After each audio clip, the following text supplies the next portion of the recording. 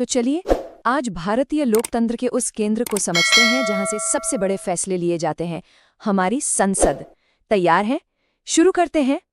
कभी सोचा है कि इस पूरे देश में सबसे शक्तिशाली जगह आखिर है कौन सी? वो कौन सी जगह है जहां से हमारे भविष्य के सबसे बड़े फैसले तय होते हैं?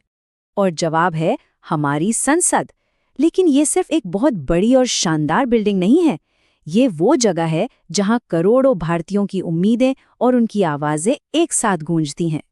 देखिए, संसद की असली शक्ति एक शब्द में छिपी है, संप्रभुता।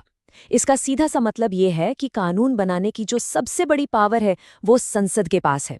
जब संसद कोई कानून पास कर देती है तो वो पूरे देश के लिए फाइनल होता है। हाँ, सुप्रीम कोर्ट ये जरूर देख सकता है कि कानून संविधान के दायरे में है या नहीं, लेकिन नया कानून बनाने या उसे बदलने का आखिरी अधिकार सिर्फ और सिर्फ संसद का ही है। तो इस सफर में हम 5 जरूरी पड़ावों से गुजरेंगे। पहले हम समझेंगे संसद की असली ताकत क्या है, फिर इसके 3 स्तंभों को जानेंगे, लोकसभा और राज्यसभा में क्या फर्क है ये देखेंगे, पुरानी और नई संसद की कहानी सुनेंगे और आखिर में जानेंगे कि संसद असल में काम कैसे करती है। तो सबसे पहले बात करते हैं संसद की असली ताकत की। और ये ताकत आती कहाँ से है? ये आती है प्रतिनिधित्व से। जरा सोचिए, ये एक ऐसा सिस्टम है जहां सिर्फ एक इंसान लाखों लोगों की आवाज बन जाता है। इस नंबर पर जरा गौर कीजिए, 10 लाख। ये सिर्फ एक गिनती नहीं है। हमारे संविधान के हिसाब से संसद का हर एक सदस्य यानी एक एमपी औसतन 10 लाख लोगों को रिप्रेजेंट करता है। ये बहुत बड़ी जिम्मेदारी है। इसका मतलब ये हुआ कि जब कोई सांसद संसद में खड़ा होकर वोट डालता है तो वो अकेला नहीं होता, उसके पीछे 10 लाख नागरिकों की शक्ति होती है। इसीलिए ये इतना जरूरी हो जाता है कि हम किसे चुनकर संसद भेज रहे हैं, क्योंकि उनकी आवाज असल में हमारी आवाज है। चलिए अब जरा संसद की बनावट को समझते हैं। ज्यादातर लोगों को लगता है कि संसद का मतलब है 2 सदन, लोकसभा और राज्यसभा, लेकिन कहानी में एक और बहुत जरूरी किरदार है। हमारे संविधान का अनुच्छेद 79 बिल्कुल साफ कहता है कि संसद 3 हिस्सों से मिलकर बनती है, लोकसभा, राज्यसभा और भारत के राष्ट्रपति। कोई भी बिल तब तक कानून बन ही नहीं सकता जब तक उसे दोनों सदनों से पास होने के बाद राष्ट्रपति की मंजूरी न मिल जाए। तो ये तीनों मिलकर ही संसद को पूरा करते हैं। और अब आते हैं इस कहानी के सबसे दिलचस्प हिस्से पर, लोकसभा बनाम राज्यसभा। इन्हें आप लोकतंत्र के 2 पहिए कह सकते हैं, पर ये दोनों पहिए बहुत अलग अलग तरीके से घूमते हैं और इनकी ताकत भी एक जैसी नहीं है। वैसे ये 2 सदनों वाला सिस्टम दुनिया के कई बड़े लोकतंत्रों में है। जैसे हमारे यहाँ लोकसभा और राज्यसभा हैं, वैसे ही ब्रिटेन में आपको मिलेगा हाउस ऑफ कॉमन्स और हाउस ऑफ लॉर्ड्स, और अमेरिका में हाउस ऑफ रिप्रेजेंटेटिव्स और सीनेट। तो इन दोनों में मेन फर्क क्या है? जैसा कि इस टेबल में साफ दिख रहा है, लोकसभा के सदस्य सीधे जनता चुनती है, इसीलिए इसे लोगों का सदन कहते हैं। और सरकार बनाने और गिराने की असली ताकत भी इसी के पास होती है। दूसरी तरफ राज्यसभा के सदस्यों को राज्यों के विधायक चुनते हैं, जो राज्यों के हितों का प्रतिनिधित्व करते हैं। लोकसभा का कार्यकाल 5 साल का होता है और ये भंग भी हो सकती है, जबकि राज्यसभा एक परमानेंट हाउस है, वो कभी भंग नहीं होता। तो ये लोकसभा अस्थायी क्यों है? इसे ऐसे समझिए, मान लीजिए एक गठबंधन की सरकार है और कोई पार्टी अपना सपोर्ट वापस ले लेती है, तो ये एक ब्रेकअप जैसा है। सरकार बहुमत खो देती है, वो गिर जाती है और देश को फिर से चुनाव में जाना पड़ता है। तो अब जब हमने संसद के काम करने का तरीका समझ लिया है, तो चलिए उस जगह पर भी एक नज़र डालते हैं जहां ये सब होता है।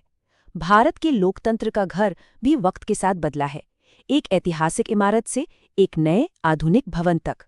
हमारा जो पुराना संसद भवन था वो लगभग 1 सदी तक भारतीय लोकतंत्र के हर उतार चढ़ाव का गवाह रहा।